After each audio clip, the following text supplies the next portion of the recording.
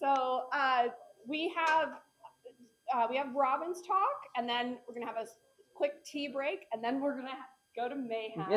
We are gonna try to wrap up today around 5, and that will allow everybody to deposit their items and make it to the game. I want to also mention, especially since Greg's not here, that he is sponsoring drinks tonight at the Tiki Bar outside of Stamford Bridge. So you don't have to come to the soccer. You don't have to come to the football. You can just come to the drinks if you want. So that's all I have to say. And I'm going to let Robin. I think Robin needs no introduction. Yes, but I will introduce. Robin Packetide.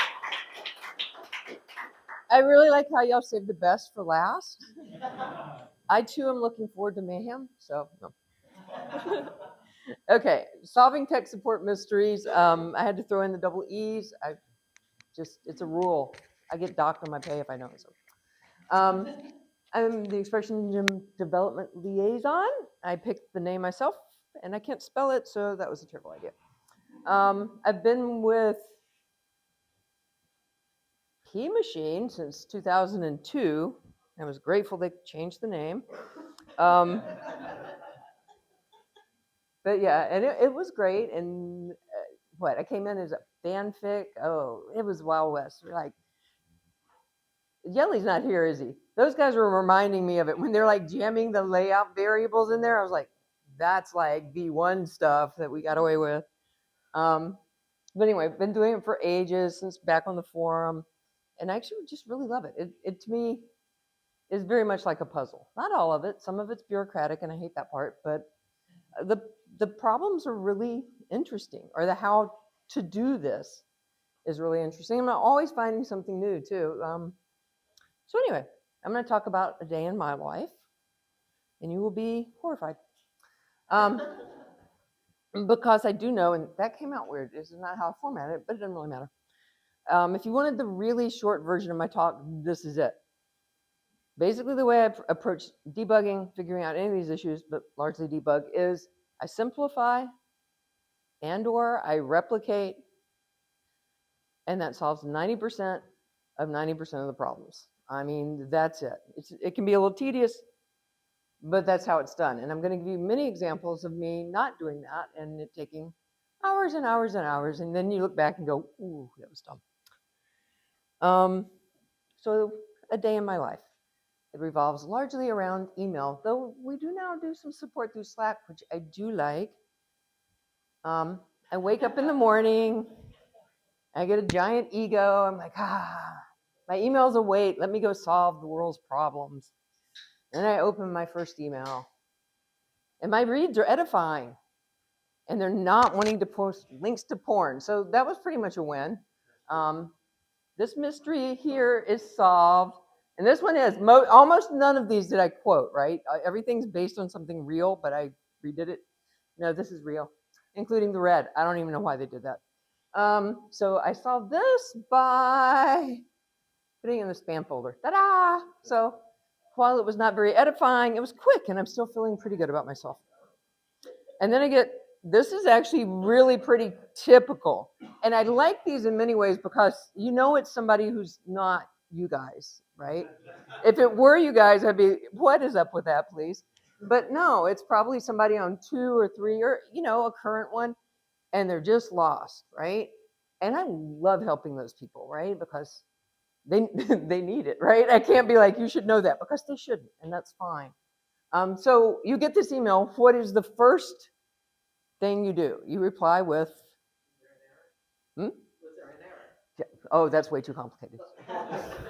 But basically, yeah.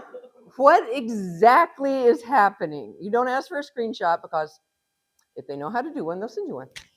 But just, can you walk me through it? These words come out of my mouth a lot. So this is the case of the broken login. It's like Agatha Christie's in the room. So yeah, that's exactly. What exactly happens when you're trying to log in? Give me the baby steps. Pretend I'm 5. There we go. Crud. Well, it said, there was a little red box that said, login not allowed. What is that? You guys recognize it? That's a really good answer. It's not an EE error, right? It could be something on the front end where they're doing their own error handling, or it could be they're using JavaScript validation in there. So the next question you'd like to get the answer to. What would you ask next? Okay, that's cool. I understand more or less what's happening. What else do I need to make any headway? I do that at the end of the day when I'm really ready to go. But what would you want to know? That's my next question. Can I please have the URL? Right? What happens when you try? What's the URL? And somehow when I made these, I made extra clicks. So usually I'm doing, there we go. And that's the URL. I'm not even kidding. This happens a lot. Or they're trying to log into the EE site. Also happens a lot. So you tell them, I see, okay, we're not your host, but if you check somebody you're paying money to, at least yearly, find them and they can help you. So that mystery is solved. And look, it's another one. Y'all should know this. Help, I can't log in. And these guys are ahead of the game and they're giving me, it says the existing username and or password you submitted are not valid. What is that? Yes, and you need to say that in a way that doesn't sound like, duh. Okay. But they know this, okay, right? They do in some way know this, but they're still confused because I say politely, usually that means either the password. So they get back and they are absolutely positive. And I personally can be positive and wrong. So I keep that in the back of my head. But they're positive the password is right. They reset it 3 times. And they copied it exactly, and they keep getting the same message. And they're actually trying to log into ExpressionEngine.com. The obvious issue is if they didn't have a, oh yeah, actually they don't have an account. That is a good one. Because we're not going to say, psych, you don't have an account. We'll just be like, oh yeah, sure you do, but you just got it wrong. They do that a lot, and they're using the wrong username or email because they're the same. Yes, it does. Yes, it absolutely does do that. And that's what you suggest. Well, usually in this situation, check your email again for your username. And that actually happens a lot. People get confused between their email address, which now frequently is their username, and their username. And I don't read everything either, so again, you can't blame them. Are you getting a feel for what you need to do to start with support? Let's see. This mystery is solved. And the nice thing, I put it on ExpressionEngine.com so I can actually check. I'll be like, what's your email? What are you trying to use to log in? Okay, yeah, keep going. Okay, this one was fun, and it might be somebody in this room, or it might not. If it is, we'll make fun of you. Okay, so you get this. Front-end editing isn't working, and this is a good report. They give us a lot of information. It's not working, but it is working for some people, right? So that eliminates a lot of possibilities right there. And they're all in the same group. There's no difference in the roles between the people it's working for and the people it's not. What would you hypothesize is going on here? Oh, you're good.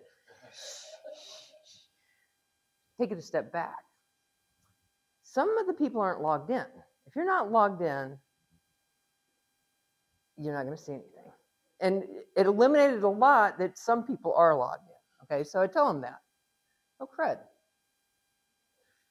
It didn't work right. Okay, so basically the answer was, and it's probably going to come up in the next screen, I sent them a logged in member ID variable and said, put this on the template and let's just see what it says. And it said 0 for them, but they were definitely logged in. And I got to say, you were definitely not logged in because that won't be 0 if you're logged in. And that's actually a good hint.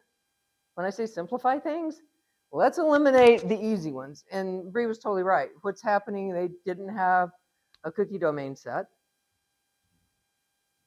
And they were logging in on www, visiting with no www, so they're technically not logged in that domain.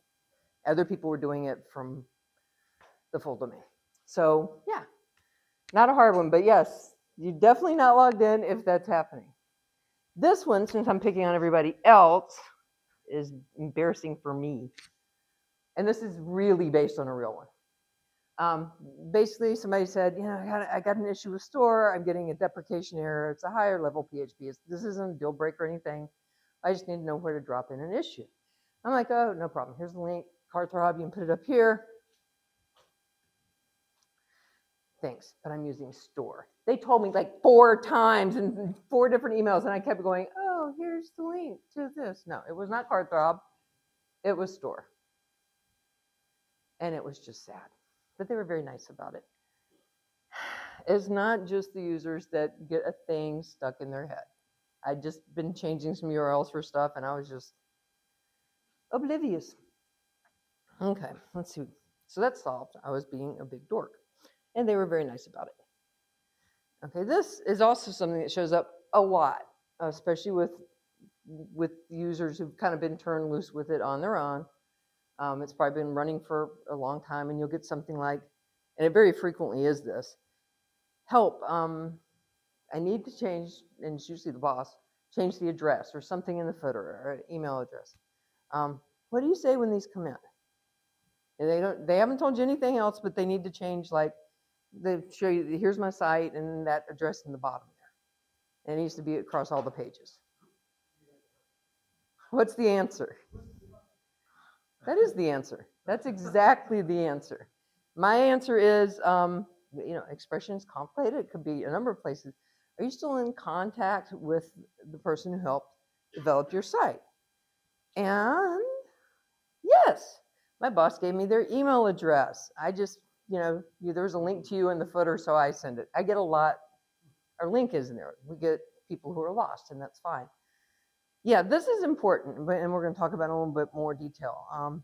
These are people that really should be going to you, not just because I'm lazy, but one, you really are better prepared to answer it. I mean, you know how many ways you could set up a footer? And you got the pro variables, you got probably like stash, since we talked about it, embeds, layout variables.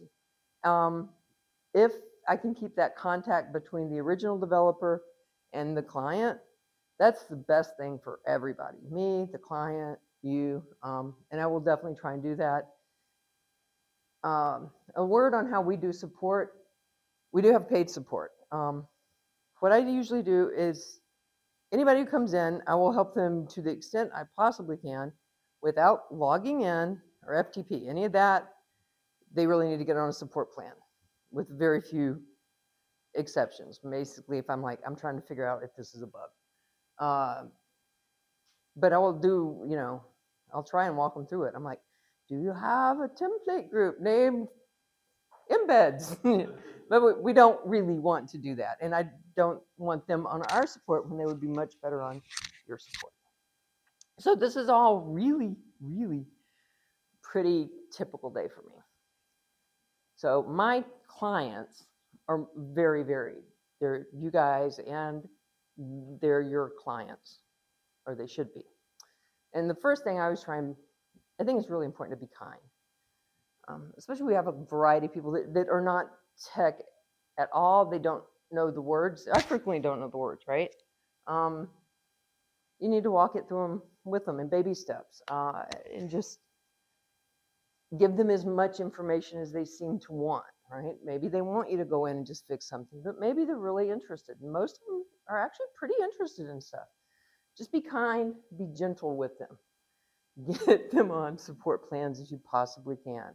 Once a year, you know, say at least once a year, we would touch base. We really should go ahead and upgrade, you know, ExpressionEngine. The license is good for a year. That's a good time to say, okay, get your license refreshed. Or any add-ons need this? You got anything you need to update? And y'all have talked before in these conferences in many aspects about doing this, but it's important not just for y'all and money flow and me, but it's really important for these guys because they get lost and they don't know how to do it, and they'll contact anybody. And it tends to be me a lot just because we've got that link in the control panel. And when Hop was talking, especially Tammy, about how they own board and such, man, that is the way to do it. It's get them in, give them expectations. If you're in trouble, if you don't know how to do something, this is how we help you resolve it. Don't click the random link in the control panel, because then Robin will be like, hello, can I help you? Who do you belong to? But yeah, internal document, clear expectations, same deal with the document. Make it easy for them so they know what to expect, how to do it. I couldn't share it and I wanted to. We've got a school doing some of the best onboarding I've ever seen. These just magnificent videos for a very complex site. But yeah, it's give them everything they need. And I'm going to go into some debugging that's more at you guys' level, but at everybody's level is the replicate. Make sure when they're talking to you, really understand what they're talking about, that your expectations aren't interfering, because that's easy. You may think they're doing this and they're over here doing that. If you can get video, if you can get screen cap, but they're yours, right? So a lot of times you can maybe, I don't know if y'all hop on phones with them or Slack or Google Meeting, set it up. But work that in so that it's certainly possible, because it's much easier if you can watch them doing something and you're like, okay, now I totally understand what you're doing. We'll talk about this more later too, but gather all the information you can from them with the understanding that unless you really need it, some of that information would be difficult for them to give you. But your ExpressionEngine version, it's in the bottom of your control panel, right? If you really think it's a PHP issue, you can tell them how to check PHP, right? If you can, get the add-ons. But most of y'all can log in and go look, right? And this is all the stuff you want. You want to know the add-ons. You want to pay extra attention to what extensions are in there. You want to know versions. Oh yeah, was it a V1 site that's been upgraded, or is it a brand new V6? Has the problem always happened, or is it new? Do you know if anything has changed? Did you delete a major file or anything? Try and get the backstory when you can without being overwhelming. I don't know how I made so many extra clicks, but I did. Next, we're going to talk a little bit about some debugging tools. I assume just about all of you are familiar with just about all of these, but we'll take a little closer look. We're back to, I can't log in again. Oh my goodness, it's like they never get to use our software. Okay. I'm getting a form expired error, which is, yeah, it's cross-site, it's a security thing. A cross-site request forgery protection on our end. It's sort of like the unique ID. Yeah, it's like that. But every form, that goes through EE's adding a little token, right? A cross-site request form token, and it's associated with you. And that's so that like spammy.com can't have a form on there and you accidentally fill it out and now you've transferred all your money from my cool site to them. It's to protect it from outside forces being able to pretend like, hey, no, this really came from you. Give us all your money. So yeah, it's tokens on there and token associated with the user. And he has to match those up and say, oh yeah, you're 123, and the form says 123. The form can go through. If not, you get the form as expired error. How would you associate that token number with an individual who's on your site trying to log in? It's got to stick to them, right? Because you're comparing these things.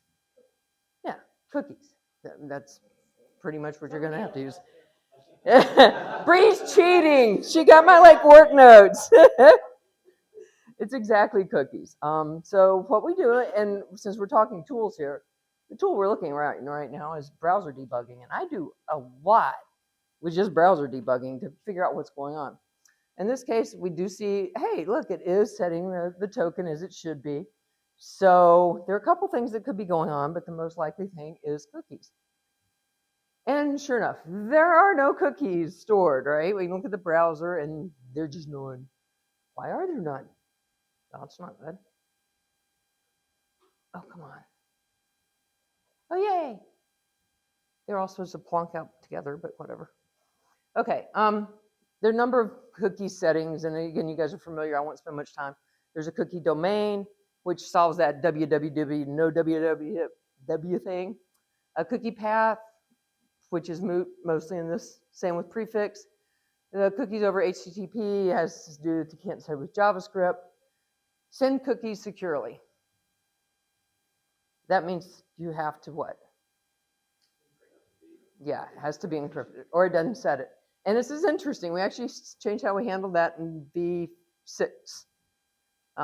Prior to that, we actually tried to set it, and you could see it fail, which was great, because you could see, aha, you tried to set that cookie with secure on, and it didn't work. Now, we bail out if you don't, which is also good, but just be aware of that.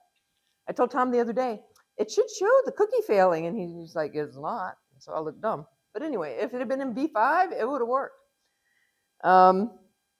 This happens a lot when people set up their dev site, because a lot of times they don't bother, and then you're just locked out. But y'all know that all of these can easily be overridden in the config. So as long as you got FTP, it's not a big deal. But yeah, secure forms, it happens not unusually.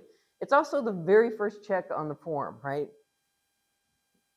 Other things could be going on. So we go back, we look, sure enough, it's not secure, and that's why all the cookies are failing, because we said don't do that. Debugging tools too. Oh, seriously. Browser debugging? EE debugging. Y'all did a lot of this earlier with Travis's, and there we go. This was actually a really interesting one. It was a little hard, and without EE template debugging, it would be hard. This is in settings, output and debug. I think we just call it debugging. We call a number of things debugging, but that's one of the things we call debugging. So I got this one, and this is again is based on a true story. It's like the site was working fine. All of a sudden, you go to the home page, and by home page they mean nothing after .com, right? It's sending us to the 404, and they're actually very clever, and they're like, what we did, we copied the home page and stuck it on the 404, so nobody's noticing yet, but it's serving up the 404. This is not cool, and we can't figure out why. So we immediately go to the EE templates, and I thought I was super smart and figured it out in like 10 seconds. So I was just taking a look, and you see this calling the tag, and I don't even have all of it because down here, you'll see that? Can you all read that? Okay. It's processing a no results tag. And that means that the entry tag had no results, and it had an if no results in there, send me to 404. Problem solved, right? I feel so smart. So I go take a look, and that tag, when you're saying, you'll go look at the standard enter tag, all that, it's the exact tag. If I put it somewhere else, and that's sort of what I mean by simplifying, works. It's fine. It's given me an entry. I mean, it could be other things. Maybe there's some weird rowdy thing. But I go look, and the same thing is happening in the entries. There's plenty of entries. So I don't think it's just that. There's something else going on. So we keep looking. What's going on here? Somebody that's not Bree. Give me a guess. What's happening with that? I'll pick somebody.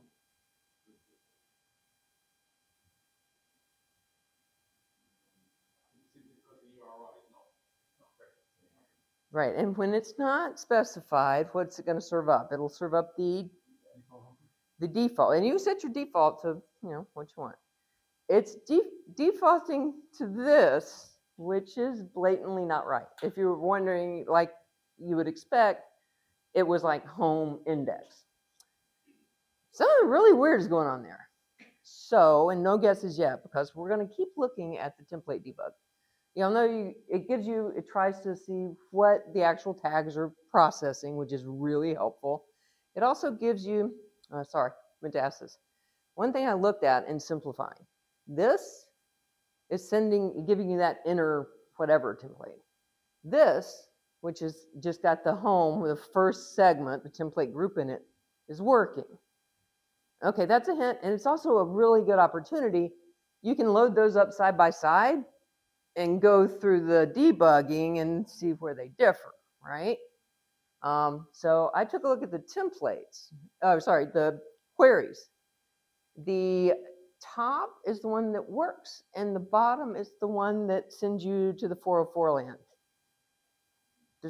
What would you do with this data? Can y'all see it? What would y'all do with this data?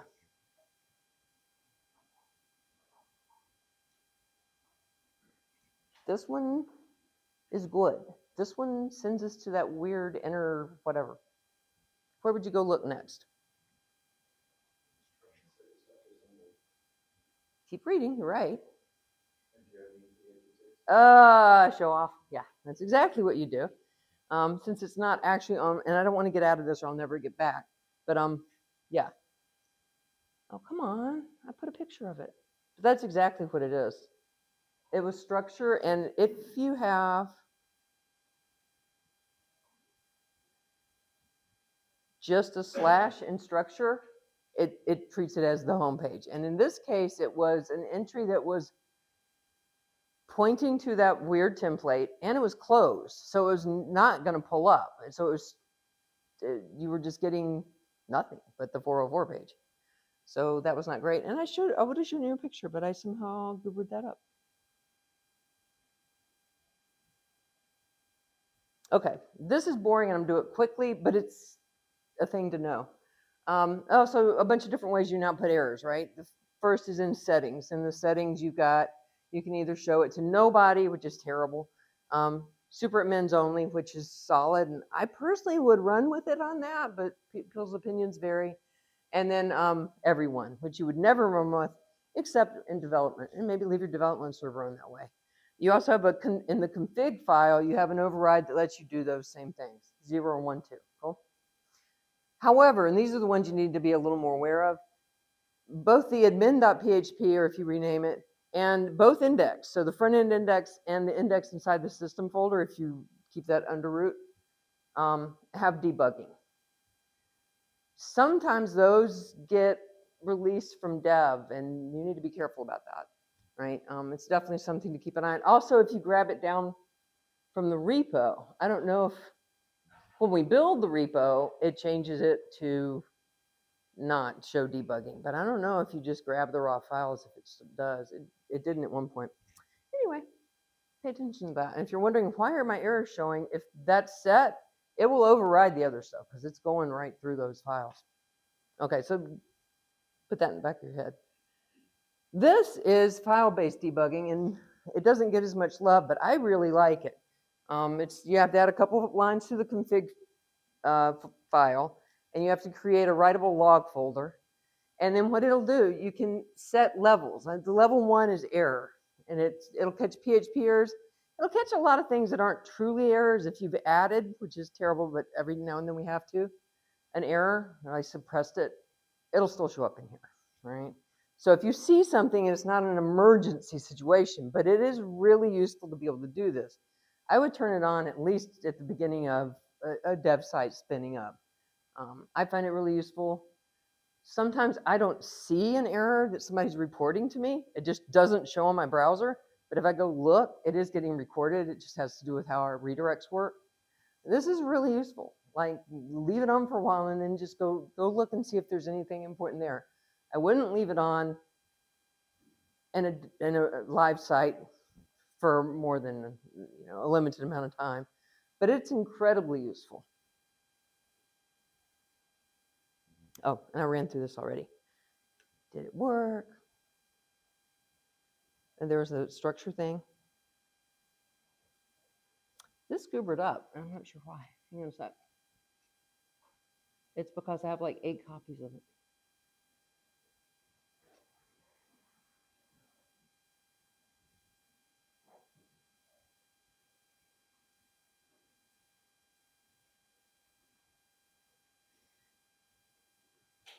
Ah.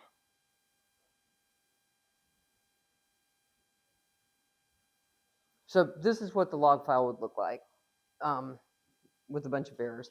You can also set it, you've got about 4 different settings. You can go higher than catch errors. You can do debug and everything. Keep in mind though, this is everything running. It's not like, if you've got a live site and you had it on debug, this will fill up incredibly fast and be effectively useless. But it can be useful, especially if you're doing it in dev. Okay.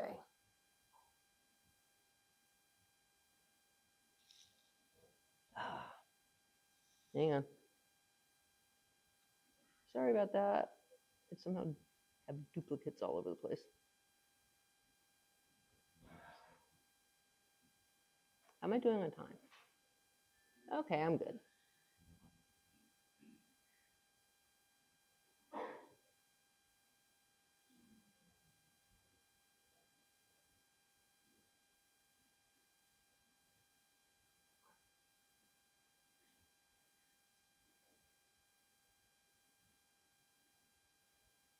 Here we go.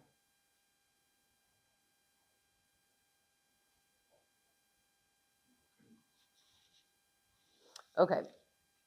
For the dev part, and this is, if you're not doing dev, this gets a little boring. All of these you can actually use yourself to do, so you can add your own. This is actually something I added that you shouldn't look at. But the point being, you can add your own to the template. In fact, I know you guys do a fair bit of that. I've definitely seen hop add-ons outputting saying, hey, you're here, we're doing this is being processed.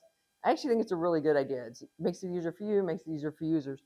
It'll just show up in the regular template debug on the page, just like anything else. So it's easy. Developer logs, I don't make use of these, but I know some people do for debugging. These are the ones that are stored in the database. And again, you can just add your own in there.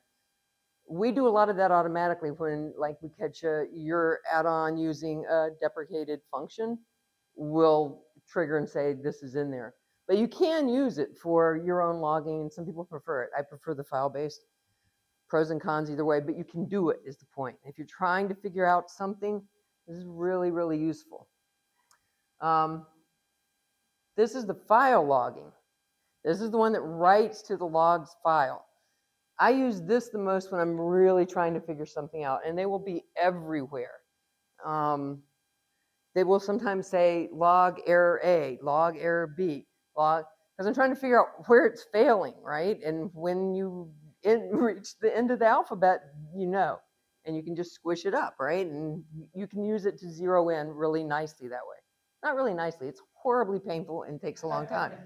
But you can do it. And what I haven't done yet, and I think I'm really going to try, this seems like a case for AI to just jam a bunch of those in there, right?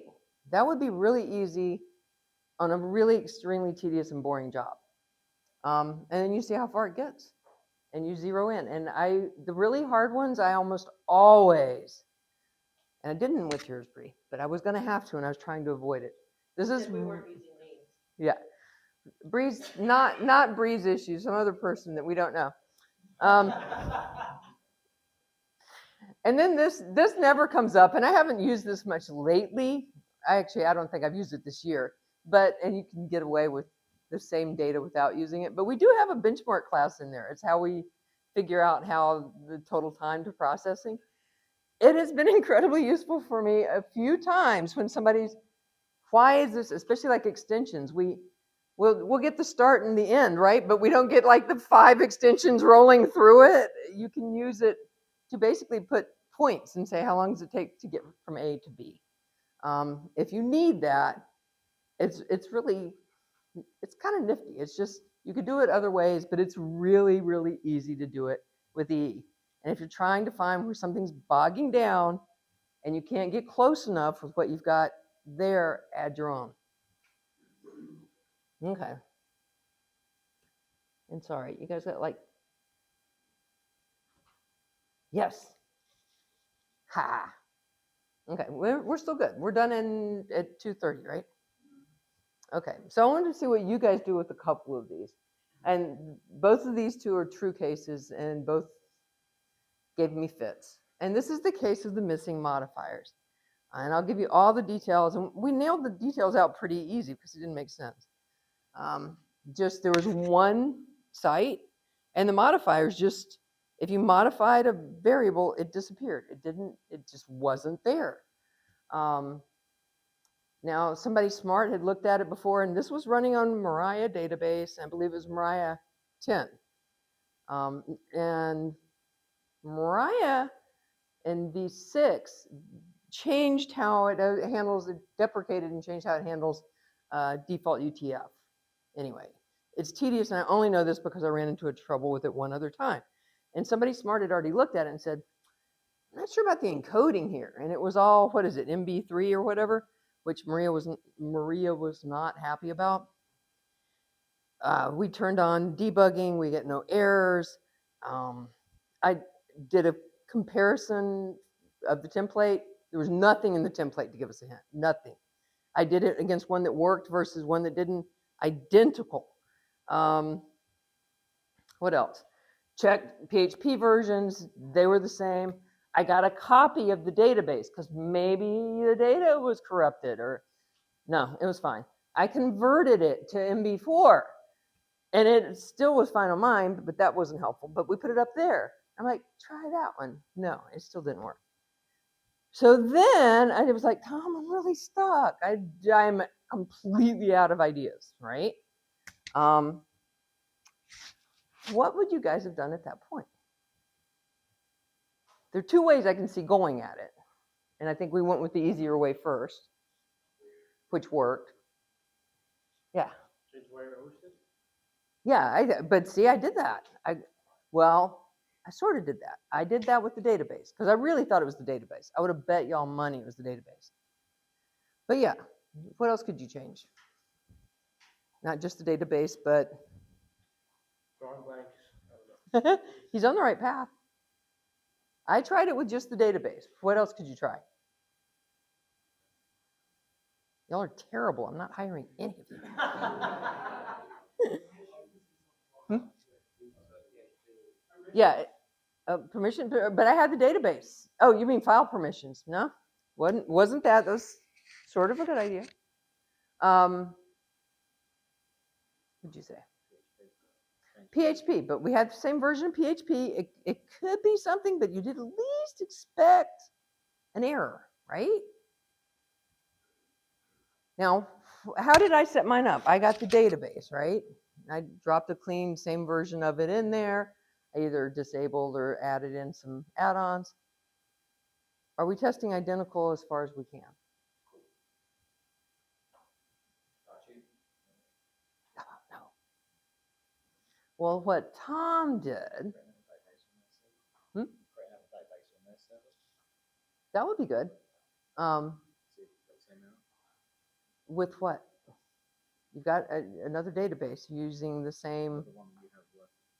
Okay. Am I using the same files or different files? If you use the same files, you would have the modifier error. What Tom did, he grabbed down the entire file system and plunked it on his. And then we made a bet that it would break because we were sure it was the environment, and we would have both lost that bet. It broke on his with the entire file system downloaded. I was just testing the database on a pretty basically clean 7x. So then, and the two ways we could have gone about this were basically simplify, which is by far the easiest, which means you start checking stuff. We checked everything and the add-ons, uninstalled them, took them out. We made sure the templates weren't using PHP. We're like, maybe they're doing some weird PHP in a template. No, they weren't doing that. If it sat still, we started deleting it. And he was deleting through things. I'm like, Tom, you downloaded everything, right? And we've deleted everything that should be modifiable. He's like, yeah. Where is some other place that sometimes it, not hacked, but they did edit index.php. And I wouldn't even notice why it would break it. And it makes no sense. It would break modifiers, but that's what it was. We were basically setting an array blank in there, and it just ate the modifiers for some unknown reason. And really, the only two ways to get there were simplify it, which we probably should have jumped on a lot faster, right? I was just so focused on the database, I was like, I didn't even think of the obvious. But yeah, just make sure, and mine was a hint. It worked on mine with just the database. That was a big hint. The other way would have been, and actually we started to try it, but the server was not happy. Have you ever been on servers where you make a PHP edit and it doesn't take immediately? I hate that a lot. So it was doing that, and that's part of why we pulled it all down. And that would have been the next step, to actually go into where the modifiers are being parsed and work our way all the way through that, which would have been a horrible nightmare, but we would have gotten there that way too. So that was it. Simplify. It was really a case of simplifying, and me not being so committed to it being a Mariah database thing that I didn't step back and be like, okay, really, what's going on here? Now this one,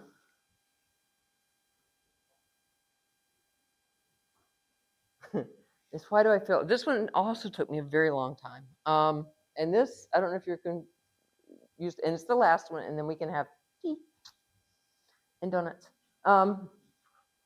If you're used to transcribe, it basically allows you to translate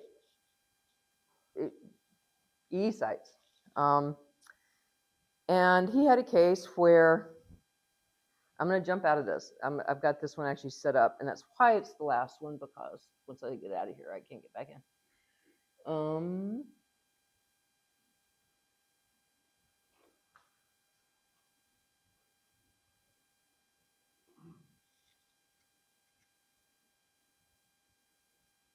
Hang on.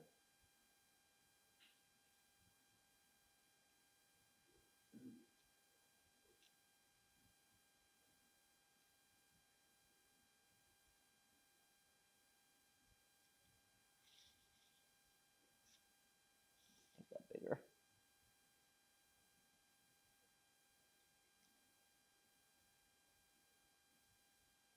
Oh my goodness, it is a little slow.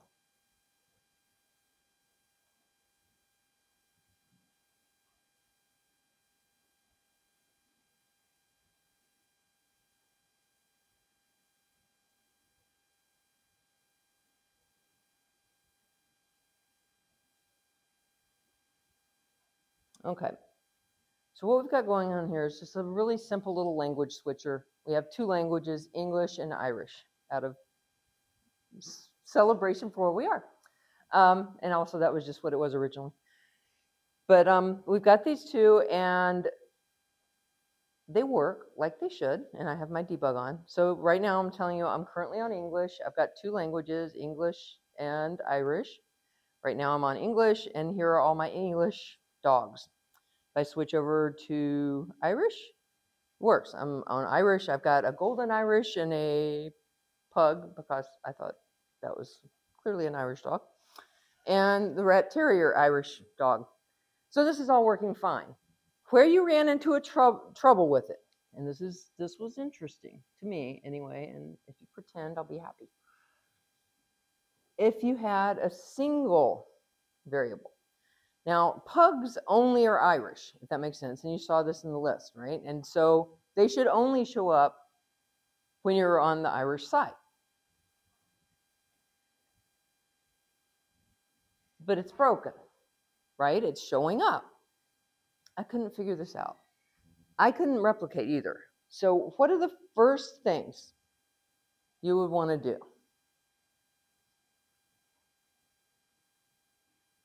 I would probably compare PHP. And what I found was PHP was actually the determinator of whether this was working or not. I was testing on like 7.4 and it worked. If you tested on 8.2 or 3, it didn't work. All right. And if we go look, let's go look at the Irish.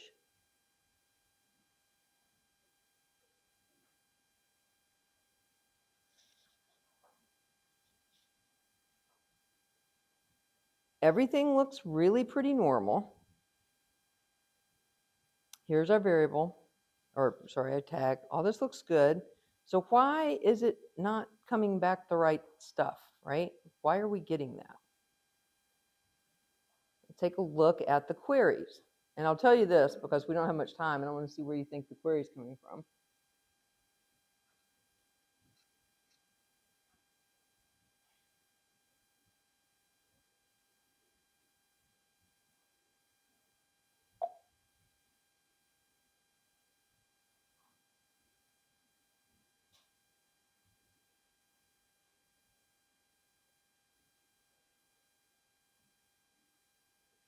Sorry, I'm being really slow.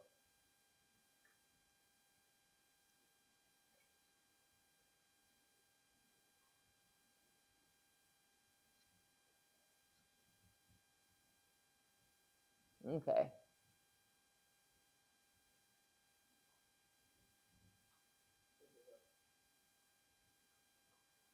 Sorry, I should have had this set up.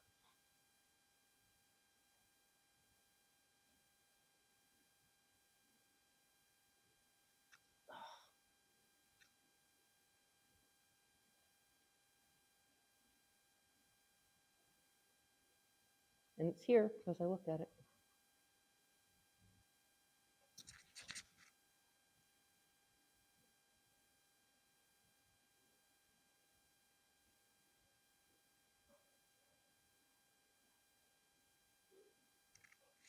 Oh my Lord.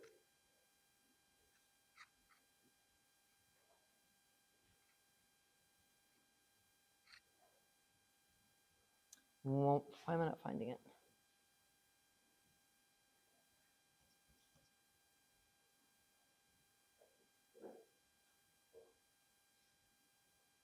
This is why it takes me so long.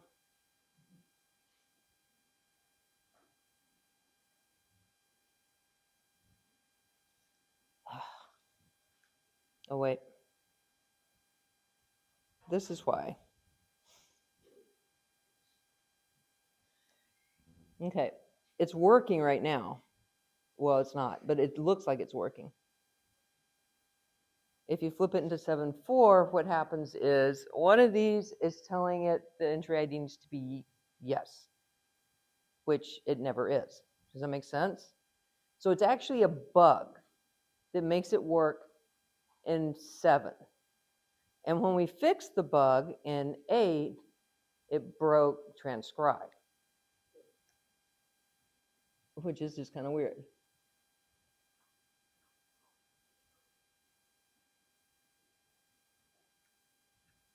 Yell if one of them looks like it's saying ID.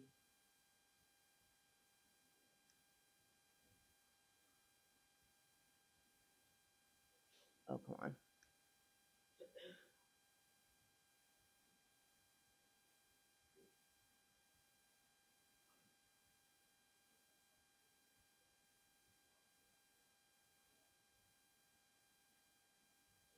Okay, here it is. Can you guys see it?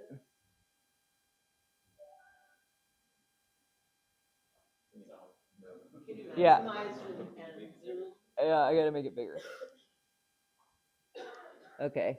Is that any better?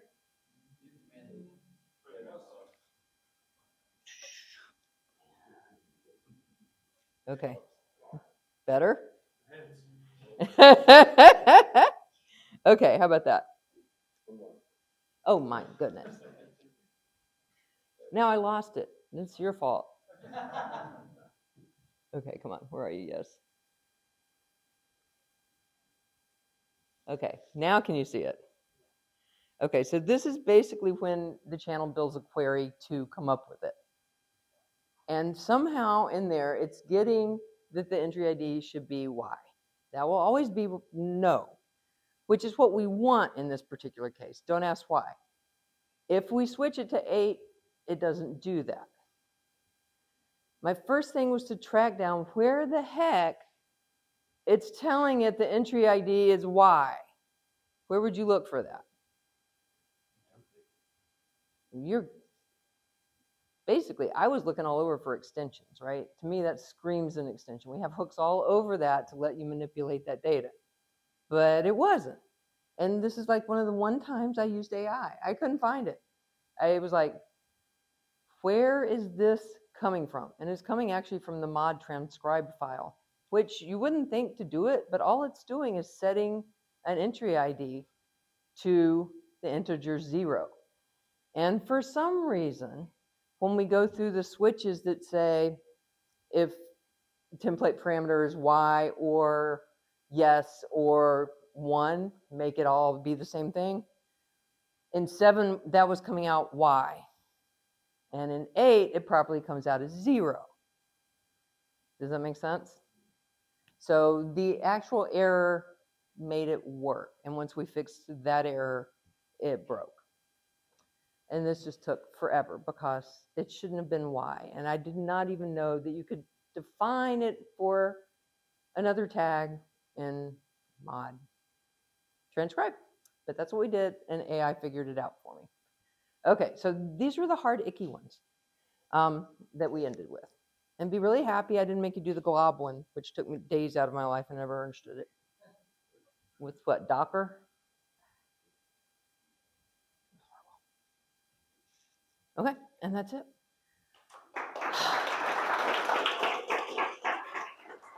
It would have been better if I had remembered how to make it bigger and stuff. Any questions in general? You guys do this stuff a lot. Any easy questions in general?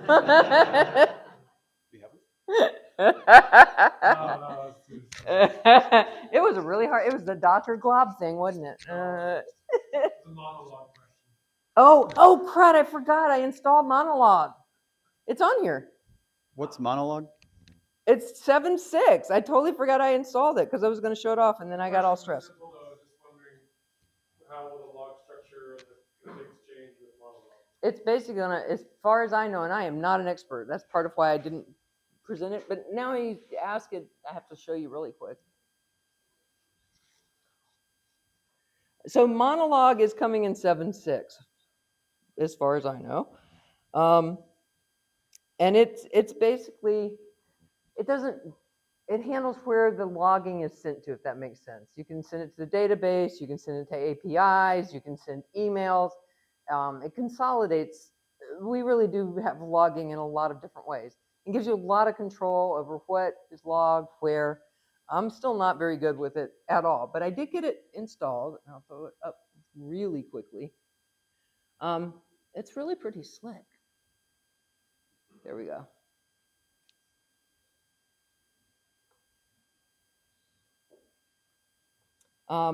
But yeah, from reading it, it's supposed to replace, basically deprecate my beloved file base.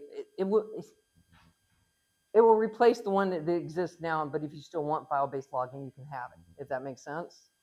But you'll get a deprecation error. With basically the old stuff, it's also replacing the developer logs, which makes sense.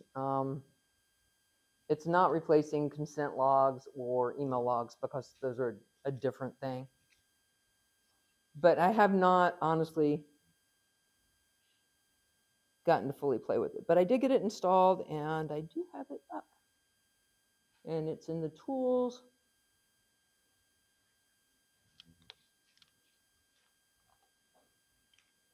And they would all be together under system logs, and there's a whole new section of control panel for basically setting up what you want logged, how you want it logged. You can do it. It's really, really nice.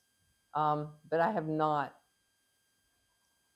I won't even say I haven't mastered it. I haven't gotten the basics down yet. So basically I got it installed. I made a couple logs. I was like, ooh, how does this work? I think some of the API stuff will be probably the newest stuff that will let you do things you cannot do now. But yeah, this should be coming in 7.6, and part of my next job is to basically test it. So I just hadn't gotten very far with it. But yeah. Config overrides be documented? Yes. No, Yuri did that already. They're really complex. I don't even understand them yet.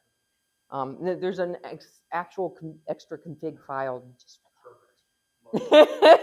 Well, you'll be really happy. I was looking at it going, oh my goodness, but you don't have to do that either. It does its own from the basics, and then you can do whatever insane things you want to do with it.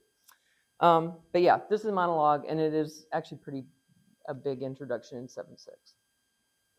So yeah, I'm really glad you asked that, because it took me a while to install it too. Oh, is there one over there? Yeah. Oh. He's loud. I'm loud. Yeah. Just to follow up on that monologue thing, if you've got an add-on that's already writing the developer log, is it going to throw all sorts of weird exception errors and misbehave? We'll find that out in testing. I have not tested it, but we were supposed to. Grace doesn't work. Automatically like capsule that, so she seemed to work, but monologue instead. Nice. Very nice. That is what we expected. There's still testing to be done. But yeah. Paul, did you have one? Yeah, for It can't be on monologue either. No. It's like when customers, because we're a lot of agencies, when our customers sometimes decide to go to packet tied. I mean, there's a variety of reasons. It could be like, maybe we're not doing our best and they're mad at us. But I think sometimes they're just like, we have one that leans on us for a lot of things.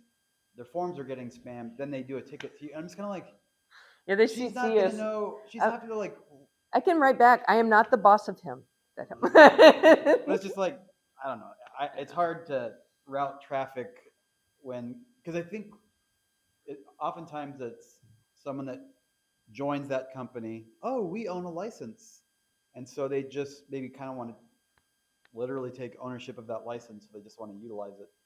But they'll just ask questions like we made that thing. I mean, or does anyone else have that where like clients just write packet and you're like, why did you write packet? No, they don't write them directly, but they want to take ownership of it. Yeah. I get that. I don't think they write it directly. Not much, but I do get some. They're usually CCs. Okay. But yeah, I probably got 2 this past 2 weeks. That's a little high, but. And sometimes they're really nice. Sometimes they say really good things about you guys. And then I tell Tom the good things. That was all Greg.